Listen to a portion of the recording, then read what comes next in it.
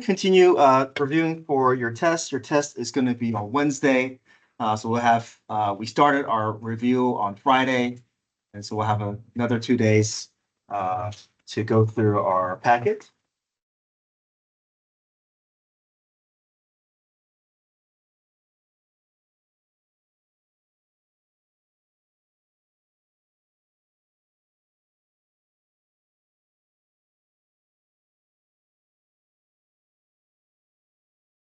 So if you can turn to page 6 in your test review packet.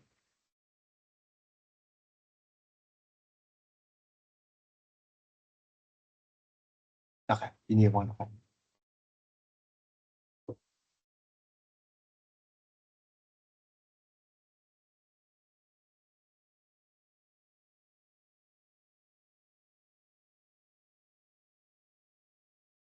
And then I'm gonna have you guys try number 8. Well, 8 and 9 have the same instructions. You're going to be sketching the graph um, based off the properties. So go ahead and try 8 and 9 first, and then I will follow up, and then we'll come back and we'll do 6 and 7.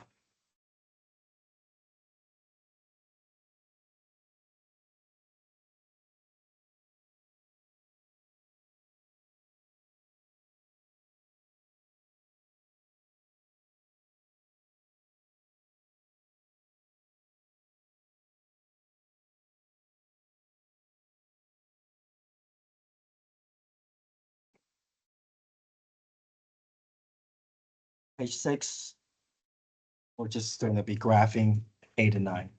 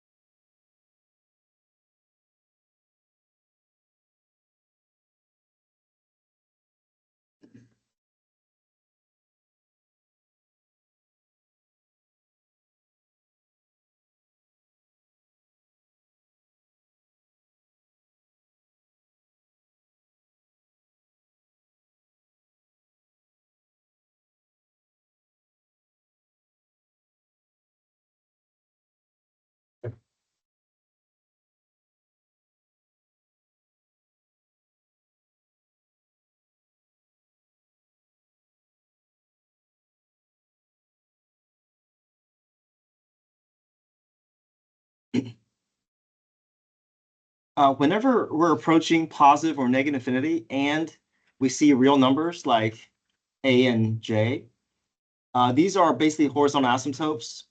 But if you can just, well, you don't have to do this, but I think it may make it so it doesn't feel as confusing.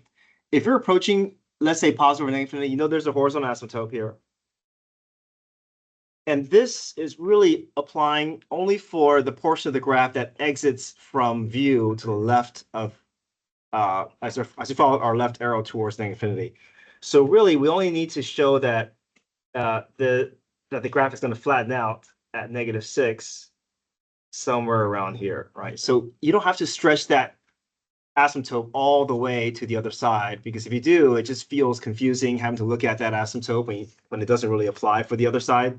The other side is all the way over at 8. So if you want to just put a dotted line uh, outside of the grid, and that way that dotted line won't feel like it's interfering with your graph, and it may be, you may feel like, oh, that dotted line, I can't cross it anywhere, and it's just going to throw you off potentially. So if you see a horizontal asymptote, just, it's really meant only for how the arrow is behaving as outside of the grid that we have. So we just put dotted line um, outside. That's all you need. Maybe that'll make things a bit cleaner for you in terms of sketching out your graph.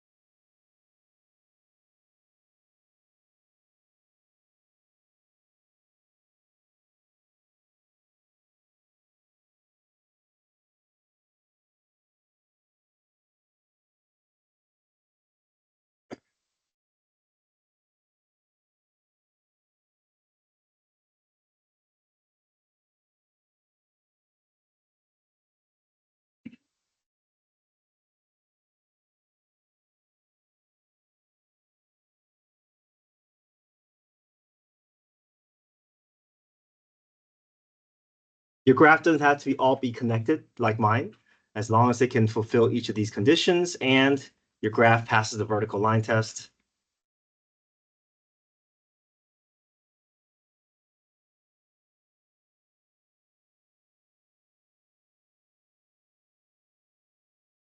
Try number 9.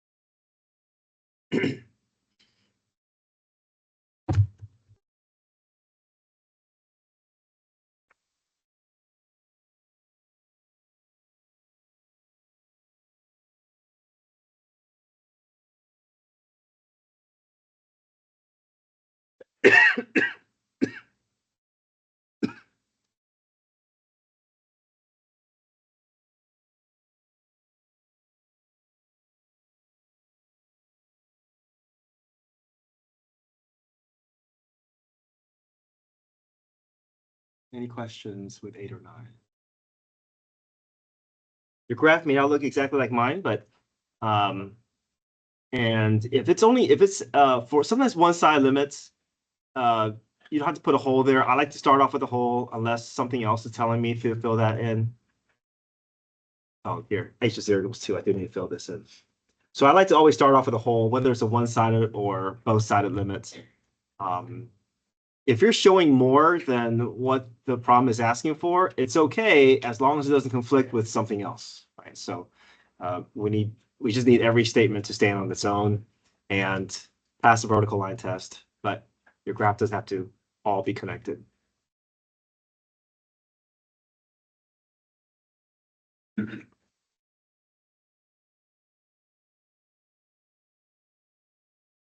Okay, top of page 6.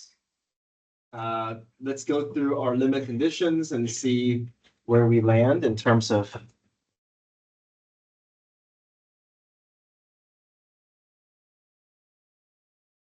actually A and B. We can just factor this out, right? And then decide if they're vertical asymptotes. We know that if it says x squared doesn't equal to 25, that means x can equal to plus or minus -5. So that means this graph is going to live everywhere except at 5 and -5, right? It's going to be to the left of 5, between 5 and -5, to the right of 5.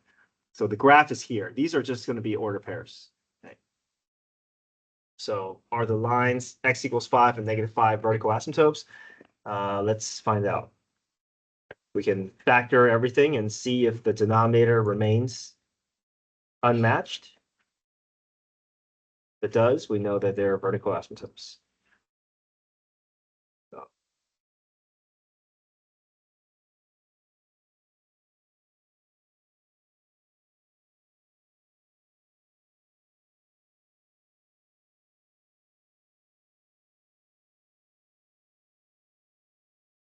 okay, so my factor form, x minus 5, x minus 2, denominator x minus 5, x plus 5. What can we categorize these as? This will be location or what?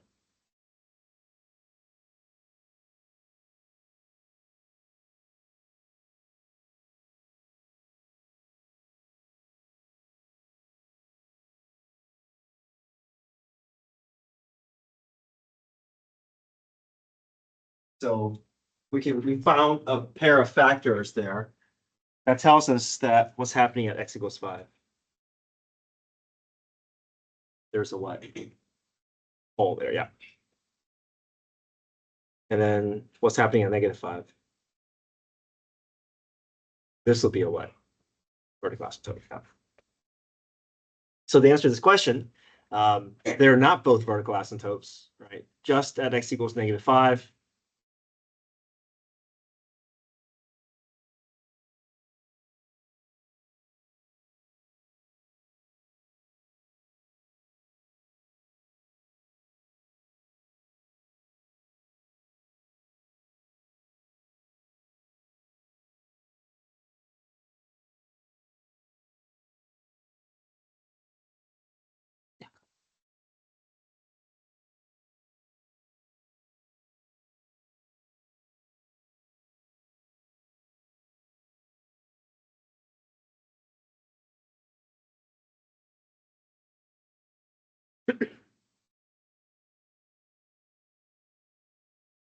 Identify horizontal asymptotes. We know horizontal asymptotes is in behavior. In behavior is approaching infinity. So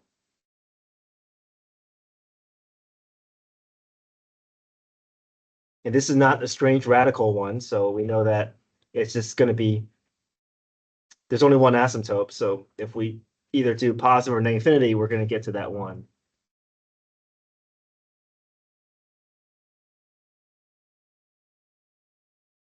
What do we do if we're approaching infinity?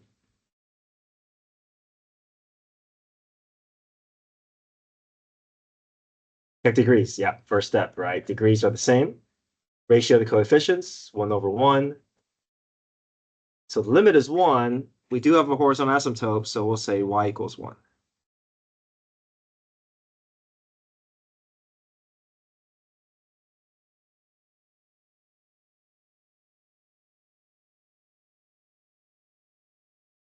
Part C, is there a value of a that makes the function continuous at x equals 5? Yes, right, because there's a hole, so we know that we can fill in that hole by going through continuity conditions. So let's go through continuity conditions and see what we can do to fill in that hole. So we know that f of negative, or f of 5 is a.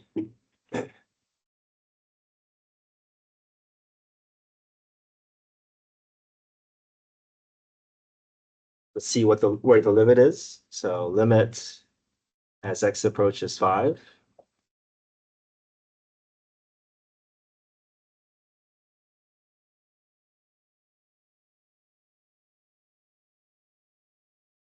Right. If we're approaching a real number, first thing we do is we direct substitution, and direct substitution does give us 0/0. So we continue working.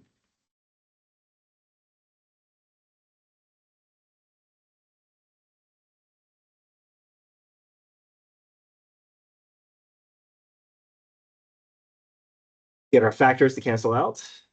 Reevaluate our limit.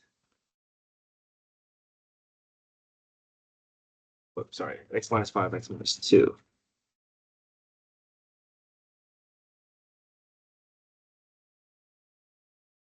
Reevaluate our limit, and we get 3/10. So then in order for that third condition to pass, we know that a must be equal to 3/10.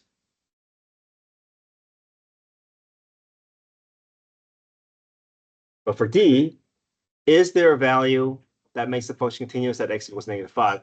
Well, we know that this is a non-removable discontinuity, so there's nothing that we can do to make it continuous, right? We can only make something continuous if it is removable and if it's just a hole that we can fill in. So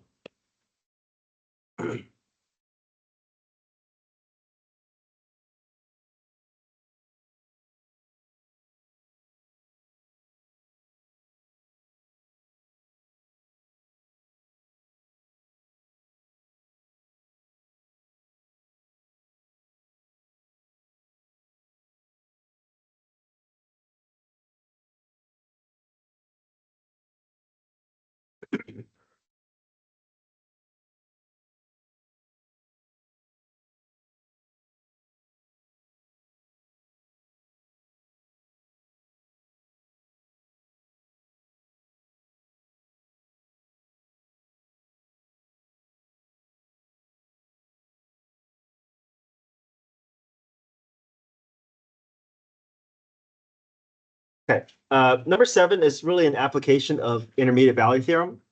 And IVT is looking to see, can we guarantee a y value on the graph simply by looking at the endpoints. We are looking for an endpoint that's below our target, an endpoint that's above our target, just so that we can guarantee that the graph is going to cross through our target.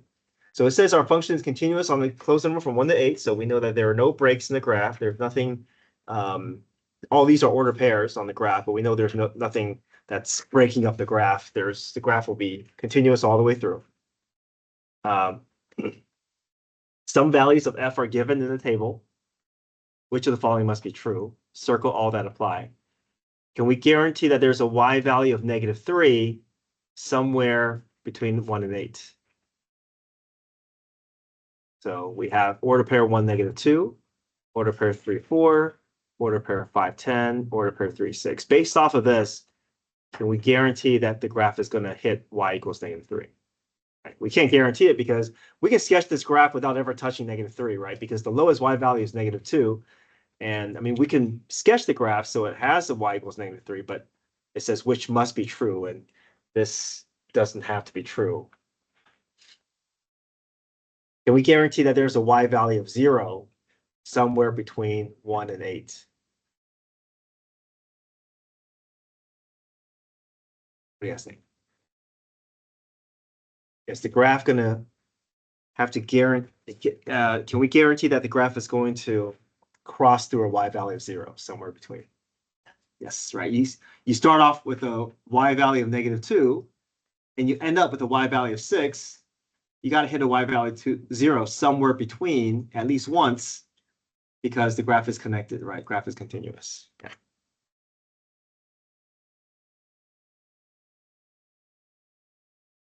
And the third one, can we guarantee a y value of 9 between 1 and 8?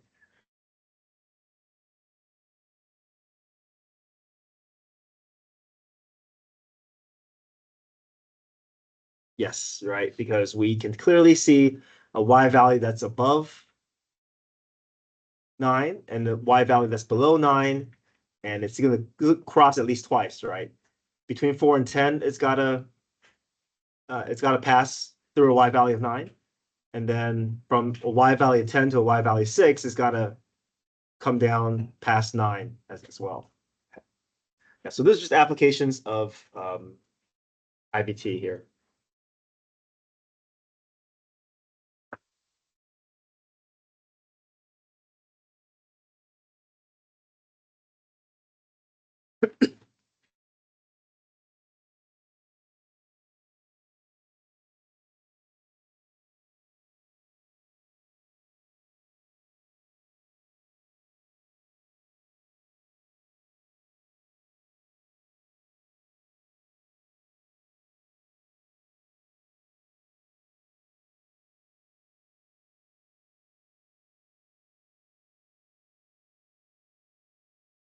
Let's see.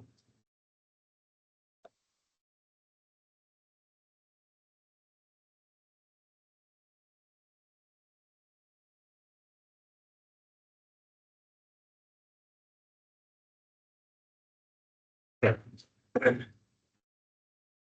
I went over this during the this morning's review, but um, let me just highlight a few problems from page 11.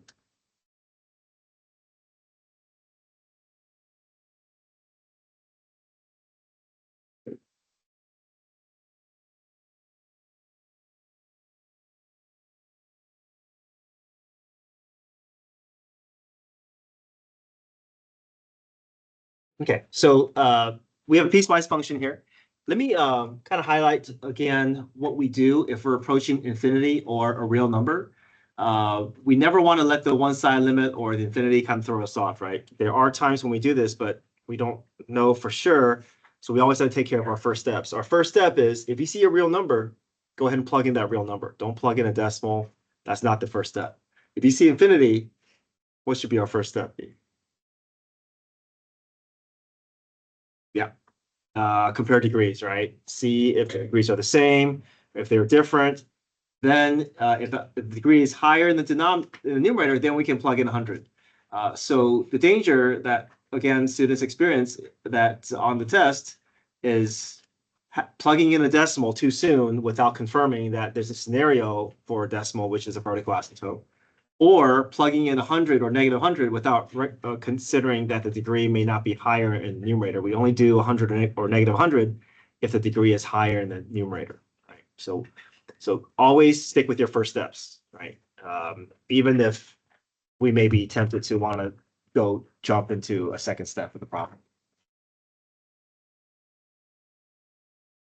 Okay, so limit as x approaches -4 from the left. Which piecewise do we choose for this one?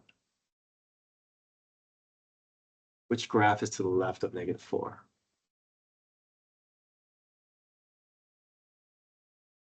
First one, yep. So what do we do once we have that expression identified? What's our first step?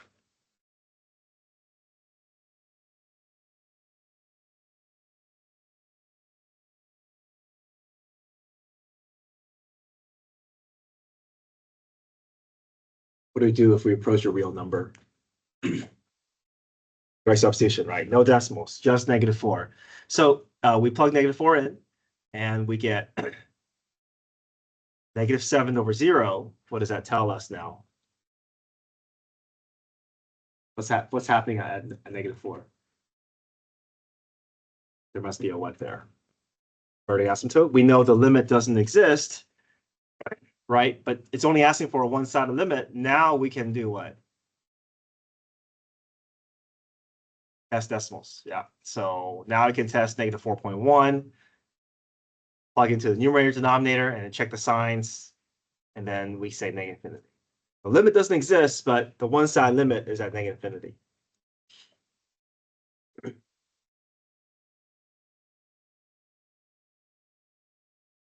Okay, part B, limit as x approaches -infinity. Which piecewise do we choose for that one?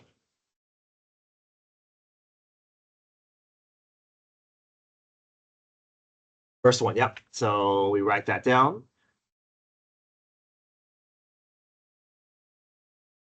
And for approaching -infinity, what do we do? Compare degrees, right? We don't plug anything in, right? We compare degrees first. What do the degrees tell us? Yeah, -1/1. That's our limit. We end the problem there, right? We don't plug anything in for infinity unless the numerator has a higher degree. Always compare degrees first. Okay, part C, approaching -4 from the right of -4. Which one do we choose there? First, second, or third? Third one, okay. So no decimals, right? We just plug in that -4, see what happens. -4 in for x, we get -16/-2. That's a real number. The graph is connected, it's continuous function. The limit exists. We don't do any decimals, right? If the limit exists, then it doesn't matter if I'm coming from the left or from the right, it's all going to be in agreement. So we only do something special if we realize that there's a vertical asymptote. Okay, part D, limit as x approaches -4. We may be tempted by this middle one here, but why do we not choose that middle one? Just a point, right? We know that the graph is split on either side of -4. We have to look at the arrows approaching from both sides of -4, and A and C provides that information for us. From the left is approaching -infinity, from the right is approaching 8. The graph is not connected, so therefore the limit doesn't exist.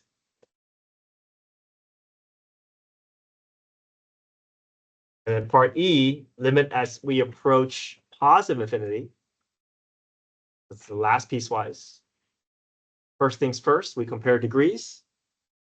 Numerator has a higher degree than denominator. Now we know that this fraction is getting larger and larger, but we don't know which direction it's headed. It's either headed to positive or -infinity. Now we can test a number to help us decide between these two options. So we're headed to the right. We're going off the grid. Our x value is getting larger towards the positive side. So if I test 100, that will give me an idea where the graph is going to be. So if I plug in 100, I get a negative over a positive. That's -infinity. My graph is going down. Right, but certain things have to happen before we test 100, or if we test a decimal value, right? So make sure that we always take care of our first steps before you jump into those conclusions.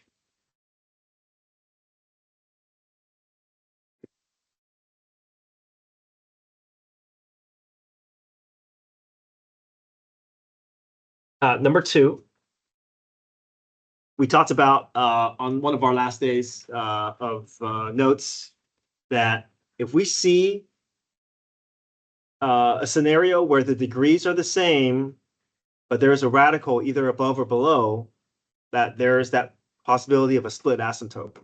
So there's a split asymptote. we have to look at the limit from both sides of positive and negative infinity. But just look at the positive side first. If we look at the positive side, we compare degrees, right? Approaching infinity, degree 1. This is also degree 1 because x squared is underneath the square root. Degrees are the same. We just take the ratio of the coefficients. So -1 over positive root 4, so -1/2.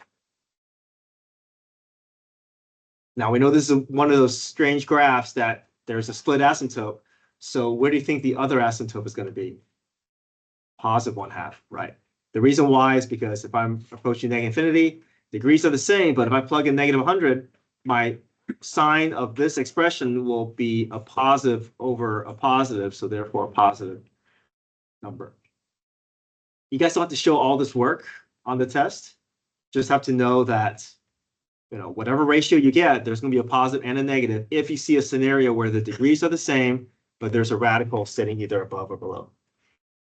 We have to name these lines. So the limit is at 1/2 and -1/2, but your equation of these horizontal lines are y equals 1/2 and y equals -1/2.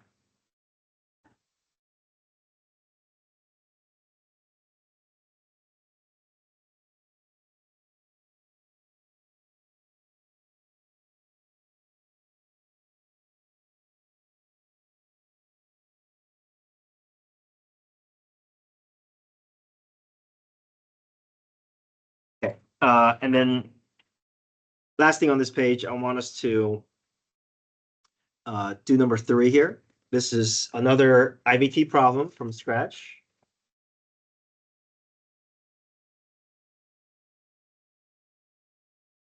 So number 3 says, show whether intermediate value theorem applies, then go ahead and find the C value. We want to go through our IVT conditions. So the big picture is that we first have to establish, is the graph continuous, that there are no breaks in the graph. After we make that confirmation, we state that the graph is continuous, and then we go and try to see if we can guarantee this y value. So we have to find the y value at 4. We want to find the y value of 8. And our hope is that we have a y value below 2 and a y value above 2. If that's the case, then the graph has no choice but to go through a y value of 2, and we can guarantee that there's an intermediate value of 2 between the y values of at 4 and the y value at 8. So the first thing we have to establish is there any breaks in the graph? So if I have y equals x over x minus 3, where do we look for discontinuities? Where would you look for a hole or an asymptote? Denominator, yeah. And there is a discontinuity. Where's our discontinuity? At x equals 3. Is that going to interfere with my interval from 4 to 8? No. So we're safe, right? This is the only discontinuity. The only break is not causing any issue between our interval. So we can state that our function is continuous on this interval. Right? So I'm looking for that also as part of your conditions, as part of your justification for doing intermediate value theorem. So now we have to look at the y values at 4 and 8 and see if those y values are sitting above and below our target y value. I see some students do this on the test. Some students say, well, 2 is not between 4 and 8, so IVT doesn't pass. Why is that not a good comparison? It's true, right? 2 isn't between 4 and 8, but why can we not make this comparison? Yeah, that's the y value, and these are what? These are x values, right? We need to compare y values with y values. If you compare y values with x values, we're not making any strong conclusions there. So we need to find the y values at 4 and 8, so they go back into the original function. So y of 4 is going to be 4, and y of 8 is going to be 8/5, which is like 1.8, definitely less than 2, because 10 over 5 is 2, 8 over 5 is like less than 2. So the graph for our problem is going to start at a y value of 2. It's going to end at 1.8. Can we guarantee that the graph is going to cross through a y value of 2? Yes, right. It has no choice because it's continuous. It's starting above 2 and it ends up below 2. It's got to cross the y value 2. So here is our justification statement that we want to be able to write out. By IVT, since one endpoint is below our target and our other endpoint is above our target, there must be a location where my y value is equal to 2 somewhere on the interval from 4 to 8. And now the last piece is, how do I find the location of that x value? How can I find where this occurs on the graph? We know the y value. How can I find the x? Plug back into the original function, right? So where can I plug the 2 back in for my function? Into the y. Yep. So I have the y value. I can work backwards, solve for the x, and I'm looking. I should get an x value that's landing safely between 4 and 8.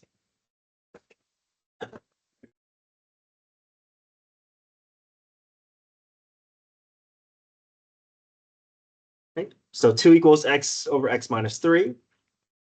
Make the 1 sit below 2, cross multiply, solve for x, I get x equals 6. So this is the x value of my interval, or x value of my location. It's sitting nicely between 4 and 8. And then the 2 is sitting safely between 8/5 and 4.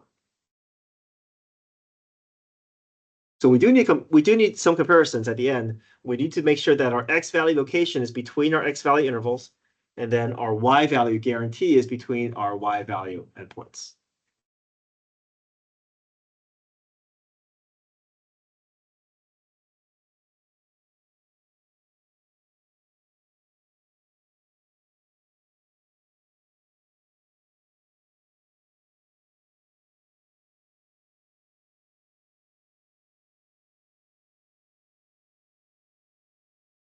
Okay, next few minutes or so, can we try page 13?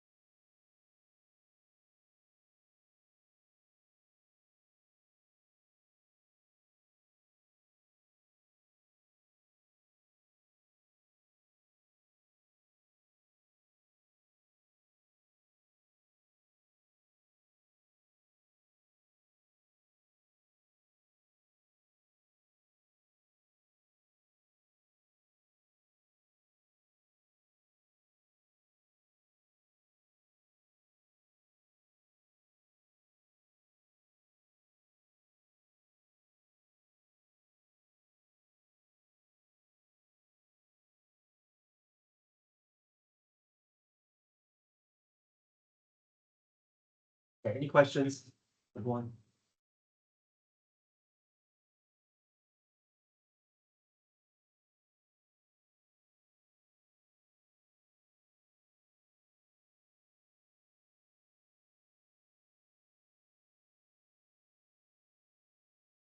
Okay, we're on A schedule today. So bell rings at 10:07. Oh, sorry, 9:17.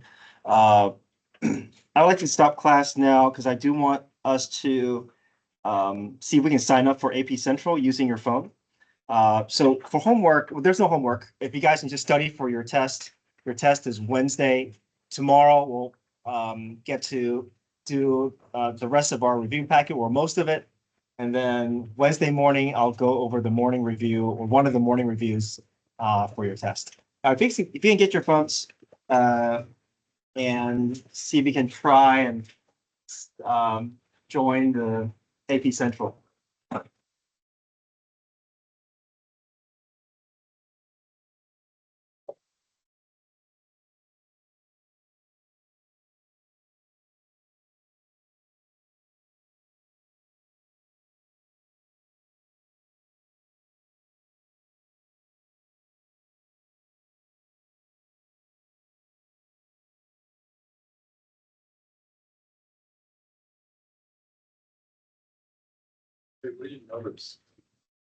Okay, so you're gonna go to apcentral .collegeboard.org. I want you to try it on your phone. If you're having trouble with it on your phone, then I'm going to send this out later today. You can try it at home with your other device or with your laptop. And the join code is NNP2YZ. This is for AB, first, fourth, sixth, and seventh period.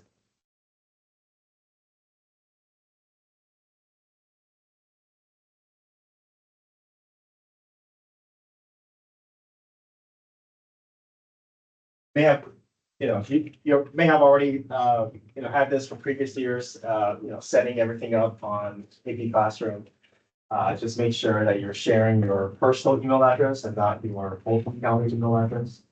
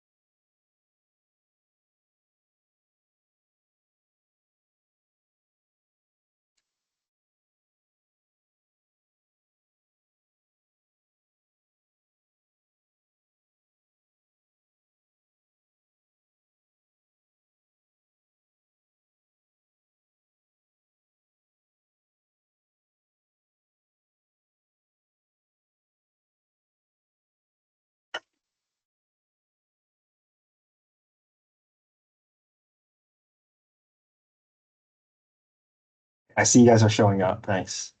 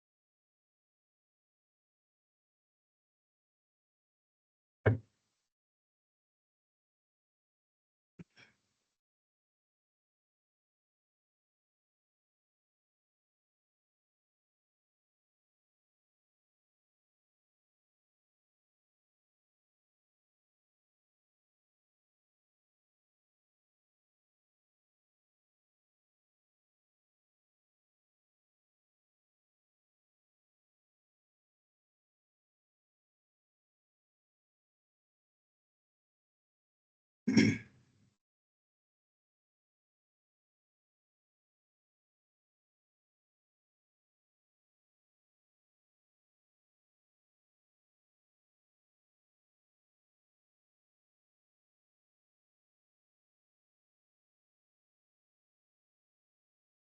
if you were not able to sign up, I will send out a reminder this afternoon with the link with this on the PDF file. So hopefully you guys are able to sign up by the end of this week if you're not able to do that at this time.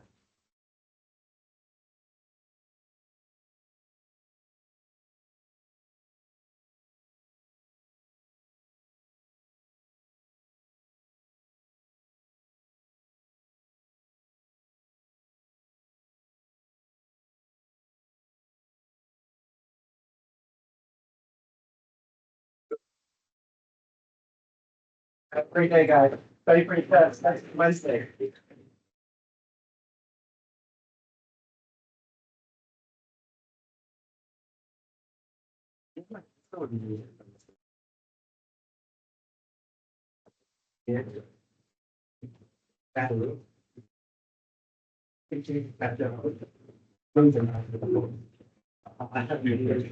What did you do? That's the question.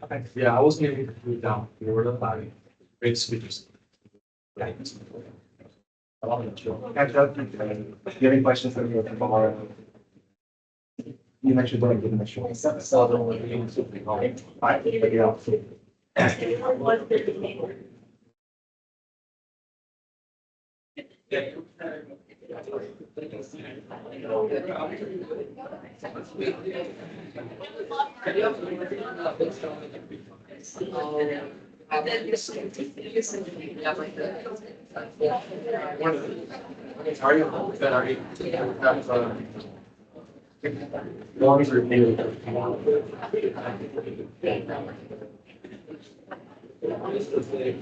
Yeah. Two.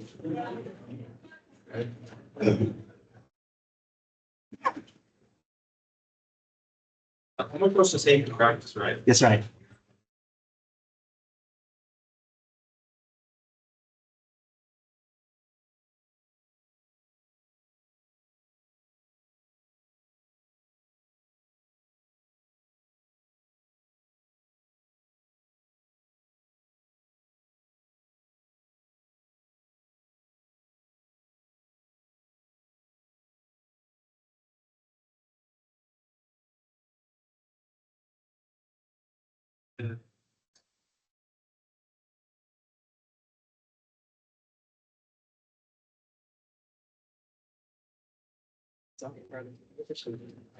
Yeah.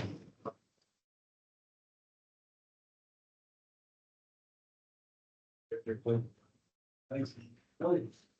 It's good morning. I'll find. I'll bring it.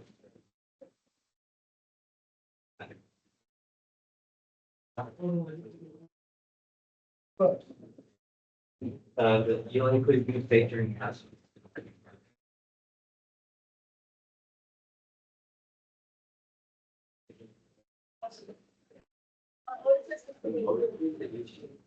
Hello, the essay. Yeah. It's good. Like I gave us last time, are we like gonna change it that day? Yeah, we'll continue working on that.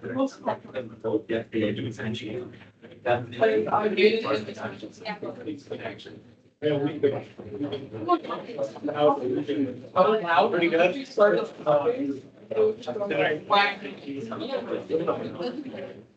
Sorry, it's just.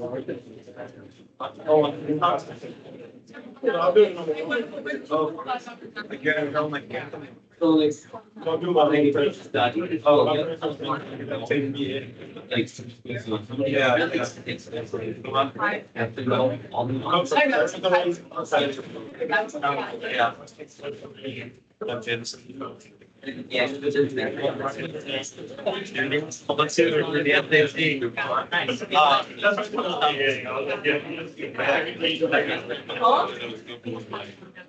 I'm gonna carry my class. I'm gonna carry. Get ready for the drive. Take that.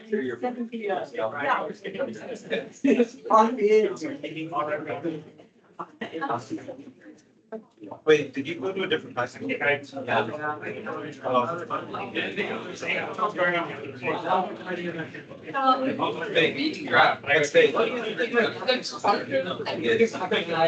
Why'd you move to Georgia?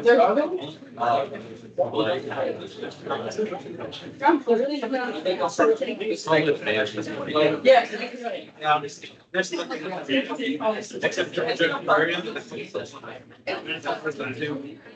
Places that I know in the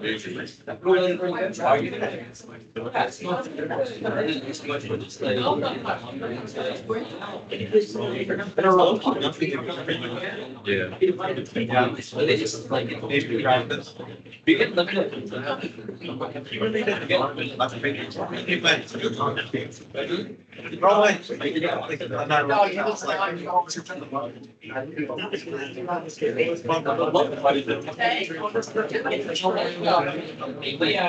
ask me what it is, I don't know.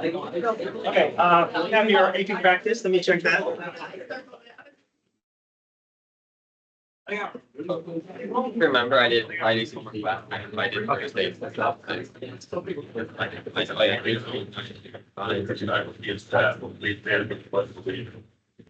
I pledge allegiance to the flag of the United States of America and to the republic for which it stands, one nation, under God, indivisible, with liberty and justice for all. Please pause for a moment of silence. Thank you. Are you interested in joining the Middle Swim season run from October to February?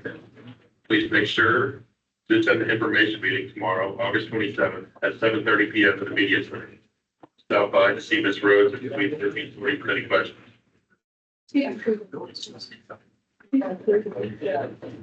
Please happen. Are you doing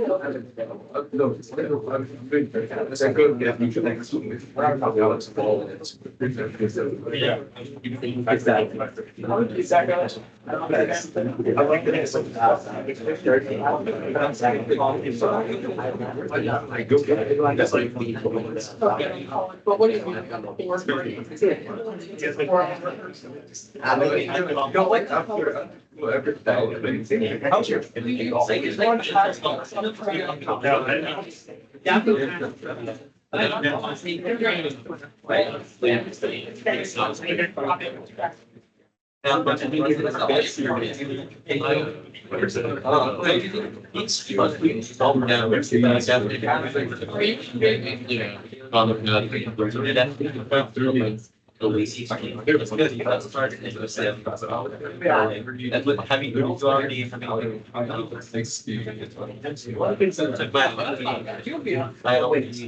Done up to on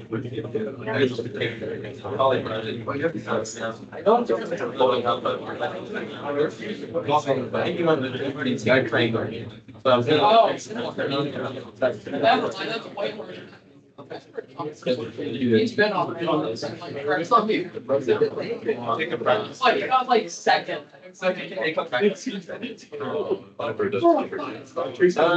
walking around. Kilometer and 3 minutes. How many can just go to? Yeah, they have like, so like Actually, last month,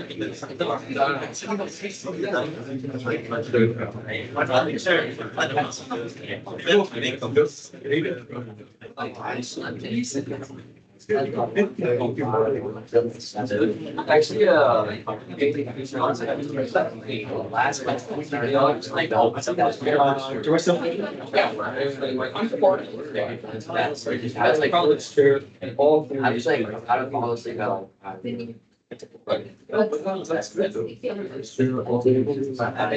Oh, okay. Got it. So this is essentially. You're in the second. No, I'm in the chamber, so the first altar. Oh, you're in. Yeah. But No. Right. So we're really not solving this, we're just She's third. understanding what this is. I'm confused on the axiomatic picture. Probably like axiomatic, arithmetic, English, It's either go with that. the TNH. That's where you're figure out that. That's where it's- The like poster up there. Find derivative. What is eight? Where's the thing? Where's the thing?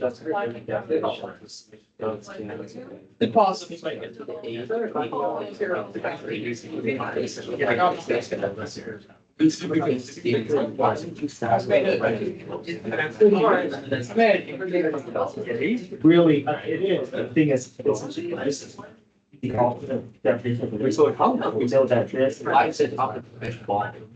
Well, last year we went to the south. I have no idea what that is. So this is. I see my side this year. Our competitive season ended.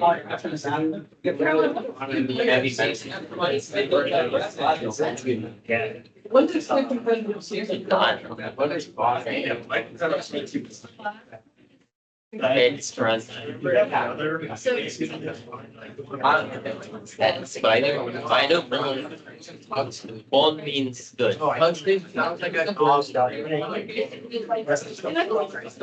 It's on that side. Well, the guy who's singing the one. Maybe I think French or reference. Why are the whole party? Basically. It's so many. It's a crack. Instead, it's what? So what? It's just it's just. Right? Weirdly. Yeah, it's like. They don't starve in the. That's because they don't eat stuff, they're always. Right with them attacking, that's one side becomes starved, one side becomes the other one. It's fine. So I'm doing that.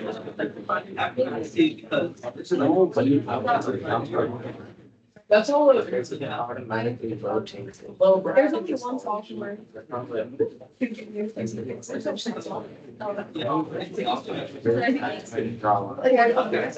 in the